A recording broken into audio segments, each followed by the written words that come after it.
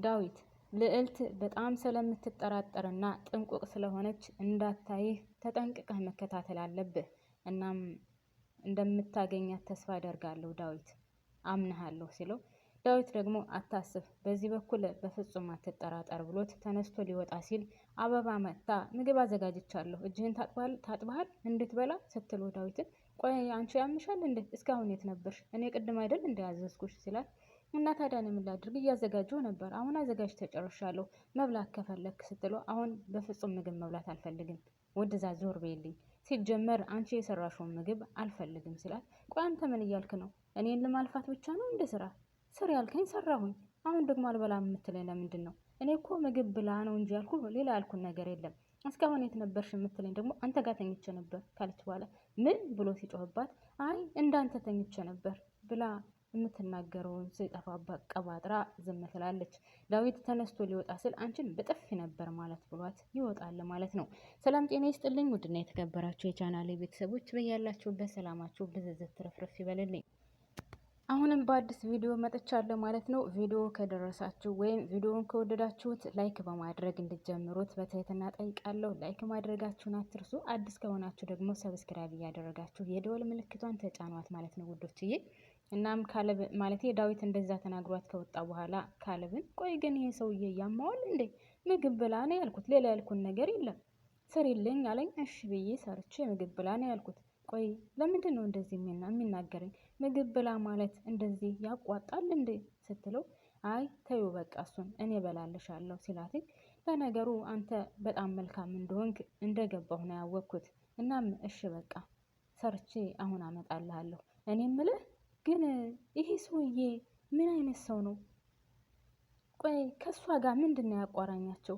አንተማ እንደው ፈጣሪ ይስጥህ አቦ፣ እንደ ሉሊት አይነት ሚስት ይስጥህ። እሷ በጣም መልካም ልጅ ናት ትለዋለች። እሱም እሺ አመሰግናለሁ አሜን ብሎ ሁለታቸው አውርተው ሳይጨርሱ ሉሊት ትመጣለች ማለት ነው። ሁለታቸው እያወሩ ስለነበረ አበባ ምን እየሰራች ነው ስትላት አይ ምንም ምግብ ብላ እያልኩት ነው ትላታለች። ምን ስትላት አዎ ምግብ ብላ እያልኩት በዛ ላይ ደግሞ እያወራን ነበረ ስትላት እሺ በቃ አሁን እኔ እና እሱ አዎ አንቺ የምትፈልጊው ካለ ላንቺም ላቅርብልሽ ስትላት አይ እኔ አሁን አልፈልግም፣ ግን ከካለብ ጋር የማወራው ስላለኝ እባክሽን ወደዛ ሄጅልን ስትላት እሺ በቃ ብላ ወደዛ ዞር ብላ ከመሄዷ በፊት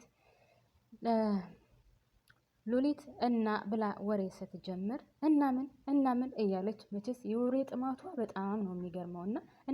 እናምን ስትል እንዴ አበባ ምን ነክቶሽ ነው? እኔ እኮ ከካለብ ጋር ላወራ ነው የመጣሁት ስትላት ሉሊት እሺ በቃ ይቅርታ እሺ ብላ ትሄዳለች ማለት ነው። እናም ሉሊት ካለብን ከልዕልት ጋር እንደዚህ አይነት እሰጥ አገባ እንድትገቡ አልፈልግም። ስለዚህ አንተም የምታደርገውን ነገር ጠንቀቅ ብለህ ማወቅ አለብህ። ብታቀው እሷ እህቴ ናት፣ አንተ ደግሞ የወደፊት ባሌ ነህ። ስለዚህ ሁለታችሁ እንድትጣሉ አልፈልግም፣ እባክህን የምታደርገውን አድርግ ስትለው እሱም አንቺና እሷ እንድትቀያየሙ እኮ እኔ አልፈልግም፣ ነገር ግን እንደምታውቂው ነው እኔ የሉሊትን ሁኔታ ማለት የልዕልትን ሁኔታ ግራ ገብቶኛል። አንቺ አሁን ስታስቢው እናቷ ያለችበትን ቦታ የማታውቂ ይመስልሻል ሲላት እሷም እኔ አውቃለሁኝ ልዕልቴ እናቷ የት ቦታ እንዳለች ካወቀች በፍጹም እንደማትደብቀኝ እርግጠኛ ነኝ። ስለዚህ አንተ እሰጥ አገባ ማለቱን ማቆም አለብህ። እኔ ሁለታችሁ እንደዚህ እየተጨቃጨቃችሁ መኖር አልፈልግም። ስለዚህ እኔ ጋር መኖር ከፈለግ ሰላማዊ ሰው መሆን አለብህ። እንድትጨቃጨቁ አልፈልግም። ልዕልት እህቴ ናት፣ አንተ የወደፊት ባሌ ናት።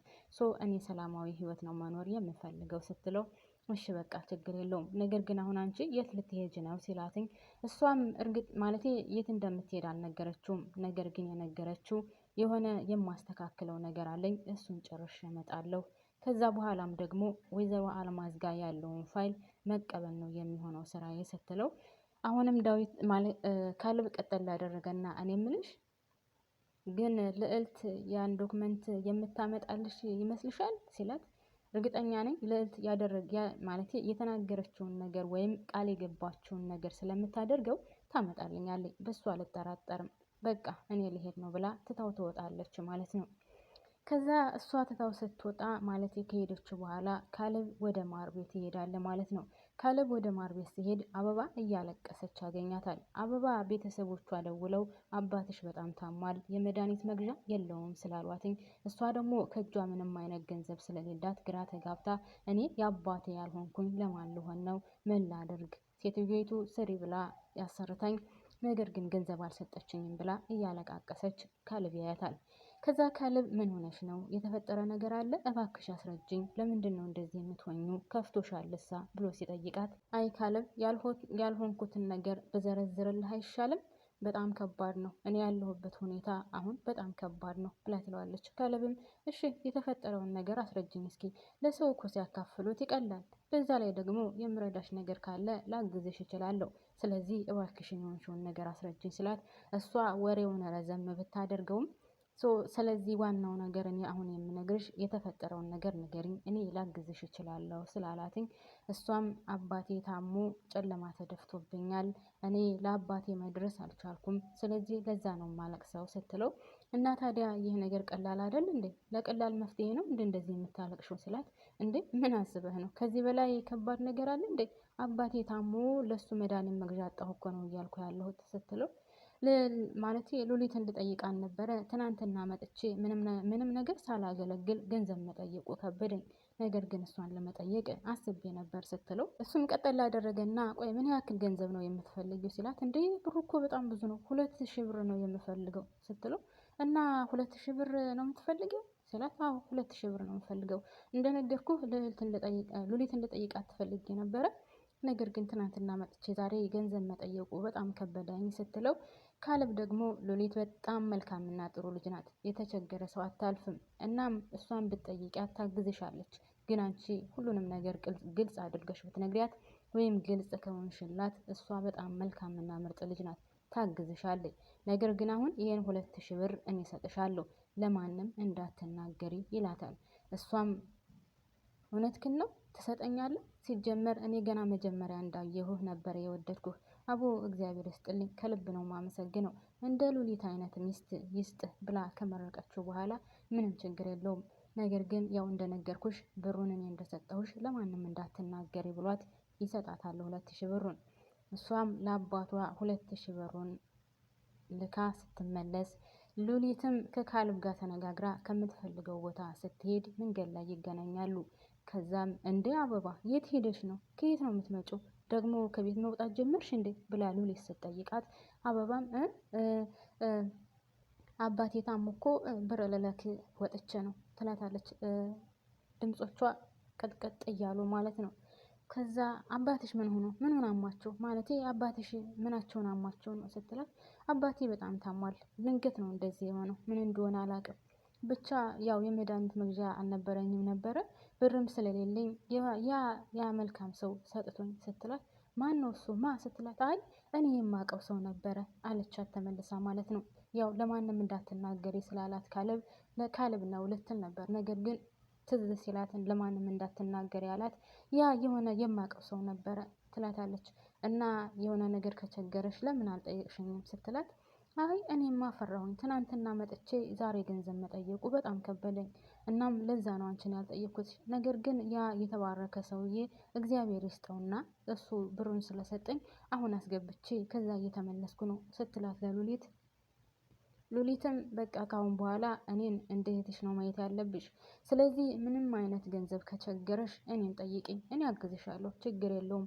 አንድ ላይ ስንኖር እንደ እህትና እንደ ወንድም ሆነን ነው መኖር ያለብን አይደለም?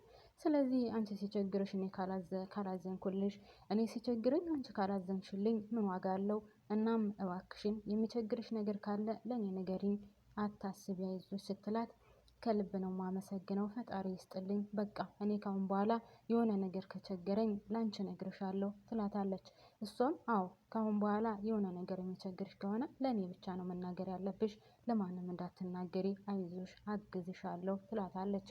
ከዛ እንደዛ ከተለያዩ በኋላ እነሱ ዳዊት ልዕልትን እየተከተላት ስለነበረ ከስር ከስር እየተከተለ እሷ ከደረሰችበት ቦታ ደርሶ ልክ እናቷ ያለችበትን ክላስ ከፍታ ገብታ ዶክመንቱን እየፈለገች እያለ ድንገት ዳዊት ከች ይላል ማለት ነው። ዶክመንቱን አልጋውን ስር ብትፈልግ የሆነች ትንሽዬ የልብስ ማስቀመጫ ሳጥን ነበረች። እዛ ጋር ብትፈልግ ምንም ነገር ልታገኘው አልቻለችም። ያን ዶክመንት እናቴ ከቶ የት የሆነ ያደረግሽው ያን ዶክመንት እያለች እናቷ በሌለችበት ገብታ ብትበረብርም ልታገኘው አልቻለችም። እናም ያው ቃሏን ለመጠበቅ በነገራችን ላይ ልዕልት በጣም ጎበዝ ናት። እናም ያን ዶክመንት ለእህቷ ለመመለስ ፈልጋ ነበር። ነገር ግን እናትየው በቀላሉ የምትበገር አይደለችም። በቀላሉም ከዛ ከቅርብ ቦታ የምታስቀምጠው ሴትዮ አይደለችም። ስለዚህ ያን ዶክመንት እርግጠኛ ነኝ ይዛ ወጥታ መሆን አለበት። እናም ልዕልት ገብታ ብትፈልግ ታጠዋለች። ከዛም እንግዲህ እየፈለገች እያለ ነው ዳዊት ድንገት በሩን ከፈት አድርጎ በር ላይ ገጭ ሲልባት፣ እንደው ቤተሰብ ጠላታችሁ ዋ ይሁን ጠላታችሁ ድርቅ ይበል። ድርቅ ብላን የቀረችው ልዕልት ማለት ነው። ልዕልት ዳዊት ይከተለኛል ወይም ዳዊት ከኋላ ይመጣል ብላ አላሰበችም ነበር። ከዚህ በፊት መንገድ ላይ ሲገናኙ ሁለተኛ እንዳትከተለኝ እያለች ተናግረው ነበር። እናም እሷ የበላይ የሆንኩ መስሏት ወይም አይከተለኝም እናቴ ያለችበትን ቦታ አያውቅም ብላ ለሁሉም እርግጠኛ ሆና ነበረ። ነገር ግን ሊሳካላት አልቻለም። እናቷ ባትገኝም ከዛ ክላስ፣ ነገር ግን እናቷ ያለችበትን ቦታ ዳዊት አሁን አውቋል። እርግጠኛ ነኝ ያው አሁን እናትየው ስለሌለች ድራማው መቀጠል ስላለበት እናትየው ሌላ ቦታ እንደምትቀይር ልዕልት ትነግራታለች ብዬ አስባለሁ። እንደዚህ ዝም የምትላት አይመስለኝም። እናም ዳዊት እዛ ቦታ ስላገኛት እንግዲህ ወይዘሮ አልማዝም ስለሌለች እናቴ የለችም ከዚህ ቦታ ምን ፈልገ ነው የምትለው ትችላለች። ቀጣዩን ፓርት የምናየው ይሆናል። ውድና የተከበራችሁ ቤተሰቦች ዳዊት ወይዘሮ አልማዝን ያገኛት ይሆን? ለምንድን ነው እስካሁን ድረስስ ወይዘሮ አልማዝ ብዙ ወንጀል አለባት የማትቀጣው? ለምንድን ነው ቅጣቷን ማግኘት የሌለባትስ? ለምንድን ነው? በጣም ብዙ ወንጀሎችን ሰርታለች እስካሁንም ድረስ። ነገር ግን እስካሁን ሰዓት ድረስም አልማዝ አልተያዘችም። አሁንም ሰው ለመግደል ደፋ ቀና እያለች ነው። ውዶችዬ እኔ እዚህ ላይ ያበቃለሁ። ሀሳብ አስተያየት ካላችሁም ሀሳብ አስተያየት አካፍሉኝ። አመሰግናለሁ። እንደነገርኳችሁ ላይክ አትርሱ አደራ።